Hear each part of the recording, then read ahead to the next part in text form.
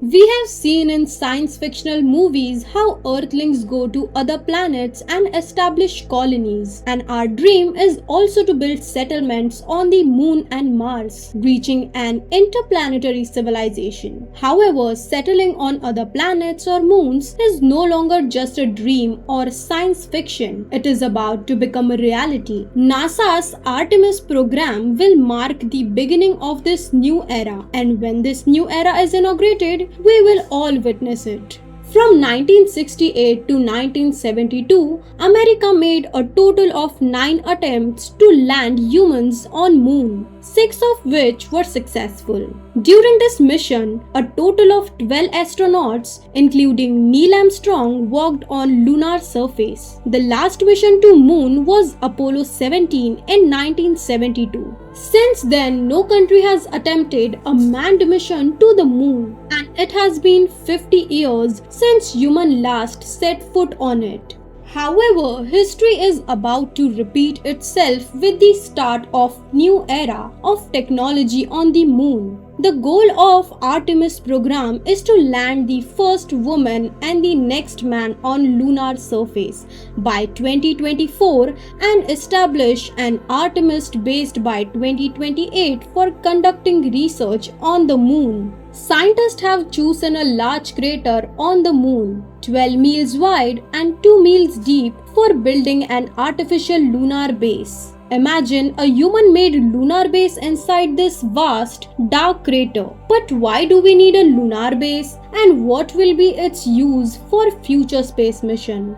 Well, the Moon is treasure trove of gold, platinum and other rare metals. But the most valuable resource on any cosmic body is water. If water can be split into hydrogen and oxygen, then converted into liquid, it becomes rocket fuel, which is very useful for space mission. Any spacecraft launched from Earth can be refueled on the Moon. Scientists believe there is a water ice buried deep within the crater, which could be significant fuel source. NASA estimates that there are between 600 million to 1 billion metric tons of lunar ice, which could be a massive resource for future manned mission. If we can harvest this water efficiently, the Moon could serve as fueling station for journeys to Mars. However, building a base on the Moon will not be easy and will face many challenges. The Artemis program has 4 main components. The first is the Space Launch System rocket, the most powerful rocket ever built, which will launch the spacecraft beyond Earth's orbit. The second component is Orion spacecraft, which will carry astronauts to the Moon. The third component is Lunar Gateway, a small space station that will orbit the Moon. The fourth component is Human Landing System, which will help astronauts land on the Moon's surface. Let's understand how the Artemis program will be executed. Astronauts will not be landed on the Moon in the first mission because such missions are very risky. Before any manned mission, it is crucial to ensure that the technology used for sending and returning from the Moon works correctly. Hence, scientists conduct unmanned mission to the system. Once they succeed, they take the risk of sending humans and use rockets and technology that have already been tested in unmanned mission. This is what scientists did in Apollo program to land human on the Moon. Apollo 4, 5 and 6 were the first unmanned missions,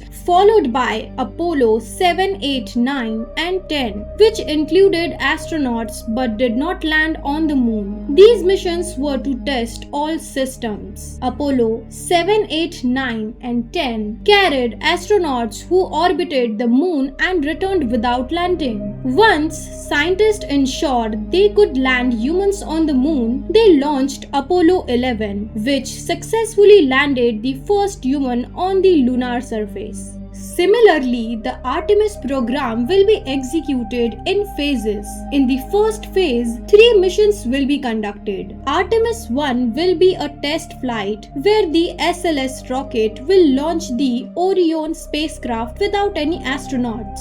The mission's goal is to ensure that the rocket used to launch the spacecraft is safe. During this mission, 13 small satellites will be launched. After this, Artemis 2 will be launched carrying astronauts. The mission goal is to test the Orion spacecraft's life support system for future mission. 4 astronauts will be sent who will orbit the moon for 4 days and then return to Earth. Following this, Artemis 3 will be launched, marking the returns of humans to the moon after 50 years. Including the first woman to touch the lunar surface, Artemis 3 is said to be launched in 2024. The Space Launch System, which has been in developed since 2011 when NASA first announced the Artemis program, is the most powerful rocket ever built. It is capable of launching 132-story building into space.